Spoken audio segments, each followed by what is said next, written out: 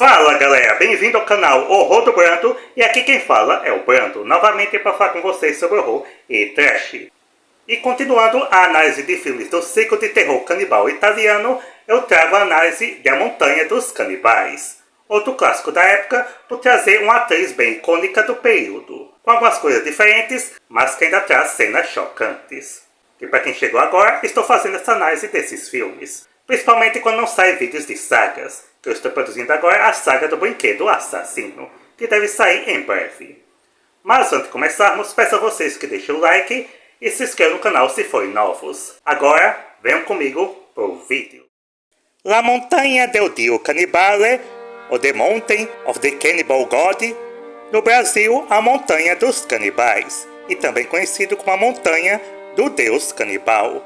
É outro filme do ciclo de canibal italiano da época, com esse sendo lançado em 1978, com a direção de Sergio Martino, um diretor conhecido da época pelos seus filmes violentos, principalmente nos subgêneros do giallos, pois está aqui tendo uma diferença por causa do seu elenco, já que a protagonista é feita pela Ursula Andress, a atriz que ficou conhecida por ser a primeira Bond Girl do cinema, no filme 007 contra o satânico Dr. No, de 1962, na cena que ela sai do mar, de biquíni, que causou escândalo na época.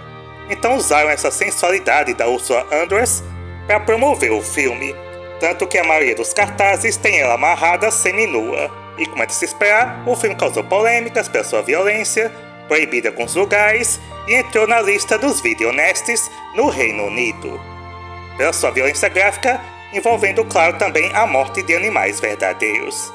E do período, esse é o que tem uma das melhores direções, além do orçamento um pouco maior. O enredo se passa na Nova Guiné e acompanha a Susan, uma mulher que está procurando seu marido que desapareceu na região, um antropólogo muito respeitado. Então ela, junto com seu irmão Arthur, vão até o governo da Nova Guiné, vocês têm algumas pistas dele. Mas nenhum resultado, ele não foi visto há vários meses. Pode-se acreditar que ele já esteja morto. Mesmo assim, a Susan e o Arthur contratam os serviços do professor Edward, outro antropólogo que conhece a região e que é um colega do marido da Susan, que ele acredita que seu marido pode ter se dirigido para a montanha Rahami, que está localizada perto da costa da ilha de Roca.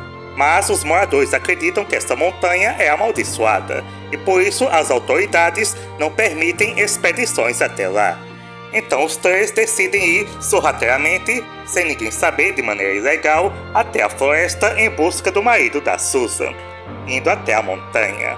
E nessa viagem vai os três, um rapaz aborígene, assistente do Edward e outros nativos para ajudar a levar bagagem. E que serão os primeiros, claro, a morrer. Eles sempre morrem primeiro. Os branquelos têm que viver até o final. E ao chegar na floresta, eles começam a andar e já começa a morte dos animais. A Susan é atacada por uma aranha que é morta, primeiro animal morto. Aí os outros nativos, eles veem isso como um mau sinal. Então eles pegam um lagarto para sacrificar, então eles estripam o lagarto e comem suas vísceras. De maneira gráfica e bem demorada. Só que aí o problema começa a surgir no grupo. Porque o Arthur, o irmão da Susan, é um grande babaca, que começa a brigar com os nativos, então o Edward começa a bater nele, o que afugenta a maioria dos nativos, sobrando apenas três, que serão os primeiros a irem pro saco. Então eles se embrenham na selva densa e perigosa e passam a ser seguidos e observados pelos nativos da região, que são os canibais que moram na montanha, que eles usam as máscaras bizarras feitas de papel machê, já que é o padrão de filme italiano. Com isso, o aborígene, o assistente do Edward, acaba desaparecendo, aí eles constroem uma jangada para cruzar o rio, só que quando estão indo no caminho, eles são atacados por um crocodilo, que ataca e mata um dos nativos.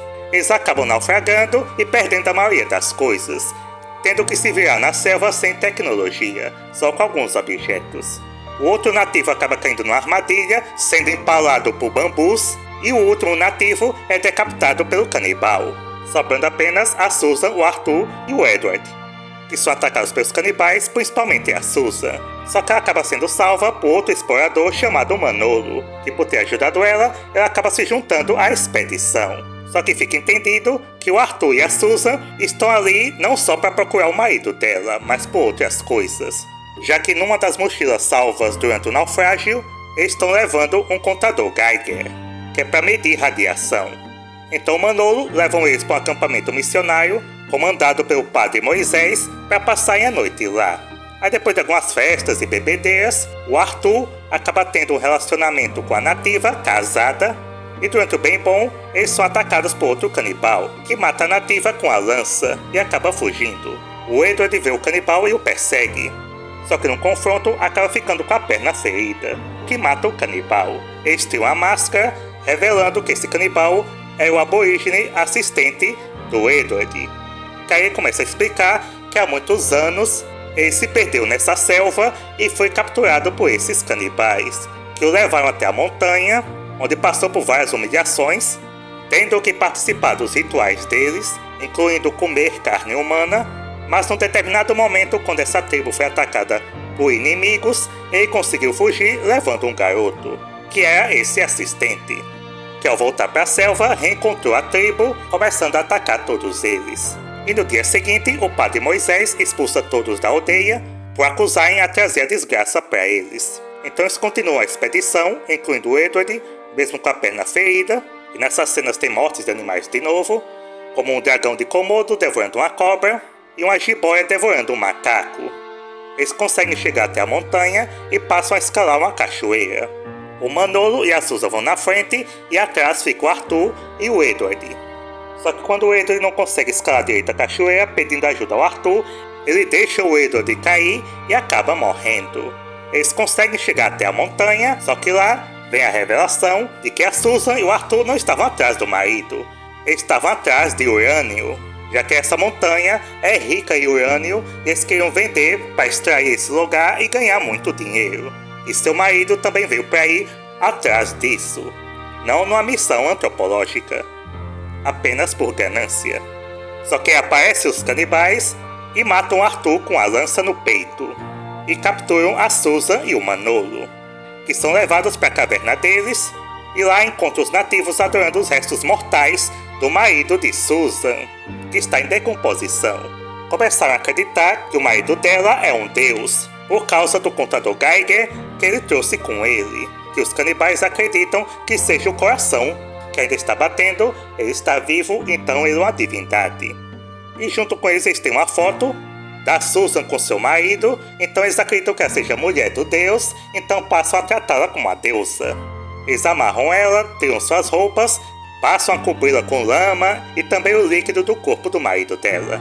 Enquanto seu irmão, o Arthur morto, passa a ser devorado pelos canibais, que arrancam suas vísceras. Aí começa a bagunça e os canibais passam a festejar. Aí todo mundo se pegando. E aqui são os canibais, muito avançados porque eles aceitam todo tipo de pessoa. Aqui tem canibal asiático, canibal negro, canibal anão. Aí nessa pegação tem nativa tocando violão, tem outro que pega uma porca. Eles comem cobras vivas, misturado com carne humana. É uma verdadeira bagunça. Enquanto Manolo fica preso em outro lugar, observando tudo isso. Só que ao anoitecer, um dos canibais se aproxima da Susan, querendo abusar dela. Só que os outros o pegam, amarram ele e o castram.